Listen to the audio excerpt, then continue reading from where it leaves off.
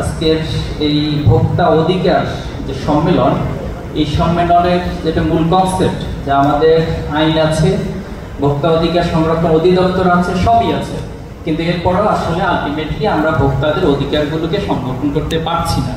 এখন আজকের এই সম্মেলনের একটা বড় উদ্দেশ্য হওয়া উচিত যে কেন পারছি না, প্রত্যেকটা কারণকে আইডেন্টিফাই করা এবং এই প্রত্যেকটা কারণের একটা প্রতিকার অথবা একটা সমাধান খুঁজে বের করা। এটা আমি পলাশ মাহমুদ ভাই, যিনি এই সংগঠনকে আজকের পর্যন্ত দাঁড়ি করিয়েছেন, আমি উনিসহ কর্তৃপক্ষের প্রতি সবিনয় অনুরোধ করব। সম্মানিত উপস্থিতি, যে 1962 সালে জন এফ কেনেডি, মার্কিন প্রেসিডেন্ট, তিনি কংগ্রেসে মূলত ভোক্তা 4টি বিষয়কে সামনে রেখে ভোক্তা অধিকার নিয়ে বক্তব্য দিয়েছিলেন। পরবর্তীতে ইউএন আরো 4টি বিষয়কে সংযুক্ত করে 8টি বিষয়ের উপরে ভোক্তা অধিকার বিষয়গুলোকে এটা ইউএন স্বীকৃতি দিয়েছিল। তো বাংলাদেশের প্রেক্ষাপটে সেটা আমরা অনেক পরে এসে দেখেছি যে যদিও সংবিধান এটাকে মৌলিক অধিকার হিসেবে স্বীকৃতি দিয়েছিল, কিন্তু আইনটা হয়েছে বেশ পরে, স্বাধীনতার প্রায় 2009 সালে এটি আইন পাস হয়েছে। এরপরেও ওইভাবে করে আমাদের আরেকটা বড় সমস্যা, আইন পার্সিয়ালিটি মেনটেন করে হোক, পলিটিক্যাল আসপেক্ট মেনটেন করে হোক, যতটুকুই হয় সেটা শুধু আইন কানুনের মধ্যেই থাকে, বাস্তবতার মধ্যে আসলে খুব বেশি সেটা পরিলক্ষিত হয় না। এটা আমাদের জাতিগত বাস্তবতা। জাতিগত বাস্তবতা হচ্ছে আসলে এই জাতিটা যেভাবে বিকশিত হওয়ার কথা ছিল তার শুরু থেকে, সেভাবে বিভিন্ন কারণে জাতীয় আদর্শের যে ভ্রষ্টতা অথবা জাতীয় আদর্শ আমরা ইউনিক জায়গা ঠিক করতে না পারার কারণে এই পদচ্যুতি বা এই বিষয়গুলো আমাদের রাষ্ট্রে ঘটে থাকে। তা আমি যেটি বলবো যে এখানে ভোক্তা অধিকারের মধ্যে যেটা সাধারণত যে ভোক্তাদের যেন অতিরিক্ত মূল্য সংযোজন না করা হয়, এটা একটি বিষয় থাকে অধিকার সংরক্ষণের ক্ষেত্রে। এরপর হচ্ছে ভেজাল মিশ্রণ না করা খাদ্যের মধ্যে, এটি বিষয় থাকে। এরপরে বিজ্ঞাপনের মধ্যে অতিমাত্রায় যেটা ঝাঁঝালো কিছু বা আকর্ষণীয় কিছু কথাবার্তা বলে, কিন্তু আসলে সেটার কোয়ালিটিটা মেনটেন হয় না। তো এই বিষয়গুলো মেনটেন করার ক্ষেত্রে যারা সবচেয়ে বেশি ভূমিকা পালন করতে পারে, 3টা স্টেপস আমি মনে করি এখানে গুরুত্বপূর্ণ। একটা হলো রাজনীতিবিদ বা প্রভাবশালী যারা থাকে তারা, এরপরে হচ্ছে ব্যবসায়ী এবং প্রশাসন। এবং আপনি খেয়াল করবেন যে এই 3টে স্টেপসে হচ্ছে এই সিন্ডিকেট এবং ভোক্তা অধিকার সংরক্ষণ না করার ক্ষেত্রে সবচেয়ে বড় বেশি দায়ী হিসেবে ভূমিকা পালন করে থাকে। এই জন্য আমরা এখানে, যদিও আমাদেরকে ছাত্র প্রতিনিধি হিসেবে দাওয়াত দেওয়া হয়েছে, কিন্তু আজকের এখানে আমাদের যারা রাজনীতিবিদ, যারা সামনের দিনে রাষ্ট্র পরিচালনা করবে, তাদেরকেও দাওয়াত দেওয়া দরকার ছিল। ব্যবসায়ী প্রতিনিধি যাদের নাম আমাদের বিনিয়ামিন মোল্লা ভাই বলেছেন কয়েকজনের নাম, কিন্তু নাম তো বলে শেষ করা যাবে না, তাদেরকে আজকে প্রোগ্রামে দাওয়াত দিলে বা এখানে তারা উপস্থিত থাকলেও কাজ হইতো।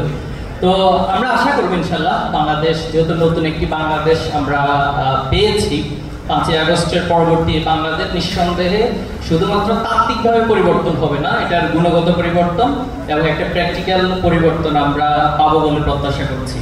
কিছু আমরা দেখেছি যে ফেস্টিভ্যালের কিছু নাম টানিয়ে দেওয়া হয় বিভিন্ন জায়গায়, ক্যাম্পাসগুলোতে বা অন্যান্য জায়গায়।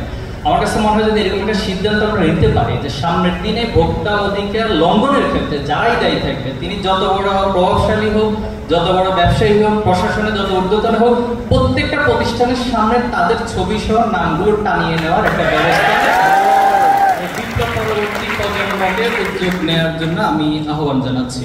সেই সাথে আরেকটি বিষয়, আমাদের আসলে উন্নত বিশ্বে যেটা হয়, তারা একটা সোশ্যাল ভ্যালুস এবং একটা তাদের জাতিগত বা ন্যাশনাল একটা ভ্যালুস তারা তৈরি করতে পারার কারণে তারা অনেক ক্ষেত্রে আমাদের থেকে এগিয়ে। তো এই জায়গায় আমরা যেটা আসলে আমরা পারিনি, বাট রিলিজিয়াস একটা ভ্যালুস আছে। এই ভ্যালুসটা যারা এখানে মুসলিম আছেন তারা একটা টার্মিনোলজি জানেন ইসলামীদের, তাকওয়া। যেমন অনেক ক্ষেত্রে যে তাকওয়াটা বা আল্লাহর ভয়টা যদি থাকে, তার কাছে জবাবদিহিতার অনুভূতিটা যদি থাকে, তাহলে কিন্তু ভোক্তা অধিকার যারা সার্ভিস দেন তাদের জন্য অনেক বেশি সহজ। একটা উদাহরণ দিচ্ছি, যেমন ওমর রাদিয়াল্লাহু তাআলার এই ঘটনাটা হয়তো আপনারা অনেক জেনে থাকবেন যে তিনি যখন রাষ্ট্রপ্রধান ছিলেন, তো রাতের বেলায় তিনি রাষ্ট্রে ঘুরতেন যে কোথায় কি হচ্ছে না হচ্ছে, রাষ্ট্রের কোথাও সুবিধা অসুবিধা কি হচ্ছে, এটা তিনি রাতের বেলায় ঘুরে ঘুরে অবজার্ভ করতেন। একদিন তিনি একটা বৃদ্ধ মহিলা আর তার মেয়ের কথোপকথন শুনতে পাচ্ছেন। তো বৃদ্ধ মহিলা তার মেয়েকে বলতেছেন, আমরা তো দুধের ব্যবসা করি, তুমি দুধের সাথে কিছু পানি মিশ্রণ করে দাও, যার মধ্য দিয়ে আমরা কালকে একটু বেশি মুনাফা অর্জন করতে পারবো। তো বৃদ্ধ মহিলা বলতেছে যে ওমরের যে শাসন ব্যবস্থা, তার যে আইন কানুন, এই যে আমাদের আইন নিয়ে কথা হচ্ছে, আইন কানুন, এরপরে প্রশাসন, এরা যদি দেখে বা এরা যদি জানতে পারে যে আমরা দুধের সাথে পানি মিশ্রণ করছি, তাহলে তো আমাদেরকে শাস্তির আওতায় নিয়ে আসবে। তো তো বৃদ্ধ মহিলা আবার তার মেয়েকে রিপিট করছেন যে দেখো এখানে তো ওমরও নেই, তার প্রশাসনেরও কেউ নেই, কেউ দেখবে না, তুমি পানিটা মিশিয়ে দাও।